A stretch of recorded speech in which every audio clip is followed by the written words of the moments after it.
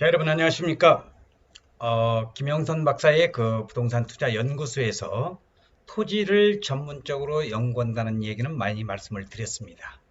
오늘은 한 가지 그 땅을 사서 전원주택, 그림 같은 집을 짓고 나름대로의 작업식을 만들어서 편안한 노후를 즐기려고 하는 어느 모 교수의 제가 상담을 받고 자문한 결과 맹지를 사서 큰 실패를 한 사례를 오늘 말씀을 드릴 수 있도록 하겠습니다.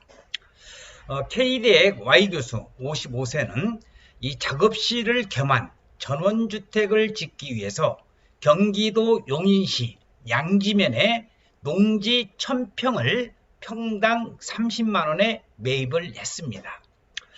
용인시 양지면은 평창이라든지 제1리가 경기 북부 쪽에 양평이라든지 서정리 이런 쪽에 그림 같은 전원주택이 많이 있지만은 양지면도 이쪽에 평창리나 제1리에 상당히 많은 좋은 전원주택이 많이 있습니다. 그래서 양지면에서 조금 들어가서 떨어진 곳을 농지 1000평을 매입을 했는데 뒤쪽에는 산, 앞에는 저수지가 있는 전형적인 배산 임수형 집터였기에 이 모 교수는 기분 좋게 이 땅을 사들였습니다.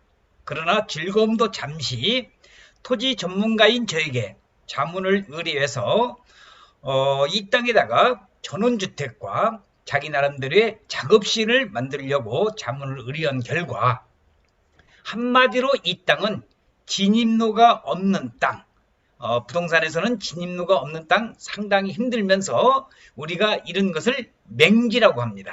그래서 맹지여서 전원주택을 지을 수 없다는 말을 듣고 크게 실망을 한 이 사례입니다. 자, 여러분, 이 전원주택을 지으려고 한다면 가장 먼저 전원주택뿐만이 아니고 공장 허가를 낸다든지 어떠한 개발 행위를 함에 있어서는 부동산에 있어서 진입로가 도로가 엄청나게 중요하다는 것을 저는 꼭 말씀을 드리고 싶습니다.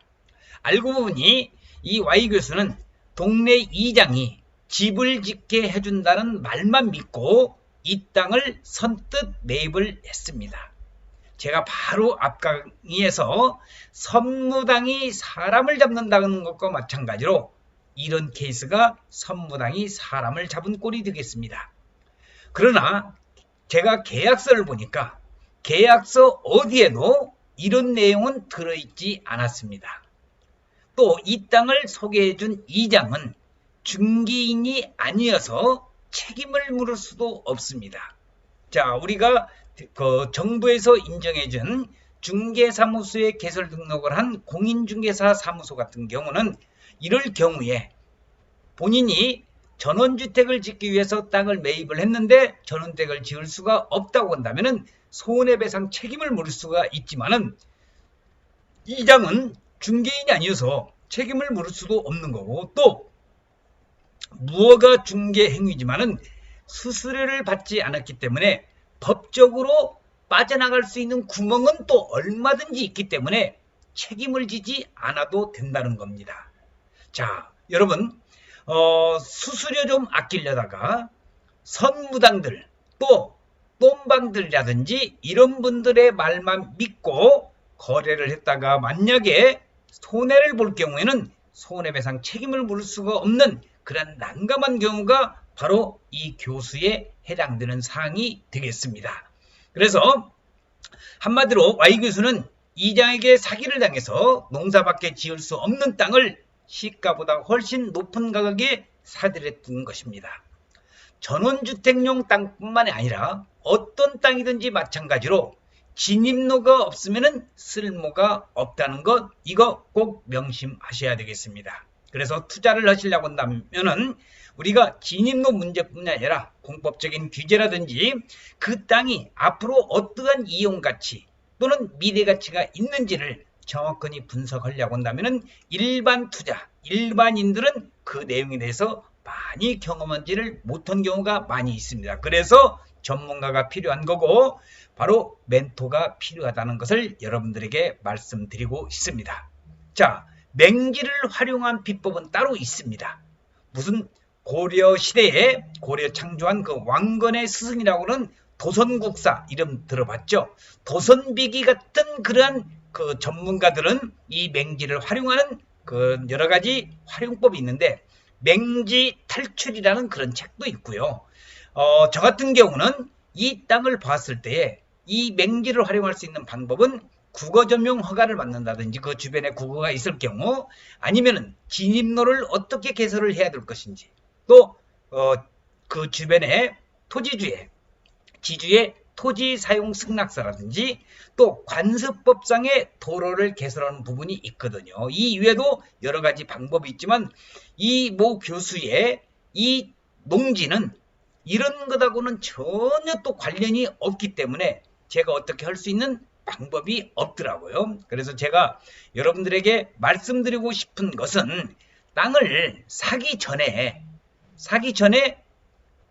한 번 정도만 자문을 구했으면은 이러한 낭패가 없었을 텐데 수수료를 아끼고 또 동네 이장의 선무당의 말만 선뜻 믿고 계약을 해서 이 교수는 그동안에 봉급받으면서 차근차근 이 갖고 온 이 땅을 결국은 포기할 수밖에 없고 포기라기는 그렇지만은 농사를 교수가 와서 농사 짓는 것도 그렇잖아요. 그래서 아주 실패한 사례를 여러분들에게 말씀을 드리는데 자 그래서 여러분들께서 시골에 땅을 살 때는 가장 먼저 진입로 확보 여부를 확인해야 됩니다.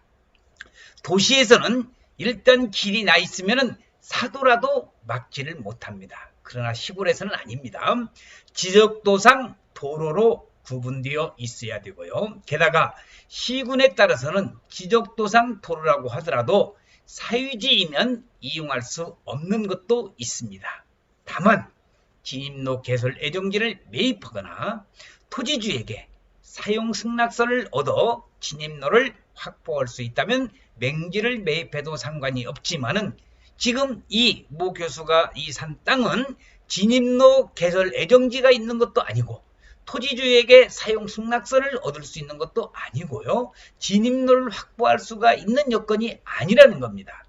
진입로 개설 애정지를 매입할 때는 또 시간이 지날수록 가격은 계속적으로 상승하는 만큼 그 땅에다가 본인이 어떤 개발 행위를 한다든지 전원주택을 짓는다든지 이런 것을 목표를 하고 있을 때는 초기에 신속하게 매입을 해야만이 가격을 비싼 값에 비싼 가격에 사면 안 되겠잖아요. 그래서 싼 가격에 살려고 한다면 바로 초기에 신속하게 매입해야 된다는 것을 꼭 여러분들이 기억을 해주시기 바랍니다. 그래서 오늘 김영선 박사의 부동산 연구소에서는 토지를 구입할 때에 어떤 개발 행위를 할 때에 또 이 토지에 대한 미래 가치를 상승하기 위해서는 가장 먼저 뭘 생각해야 된다? 도로를 생각을 해야 된다.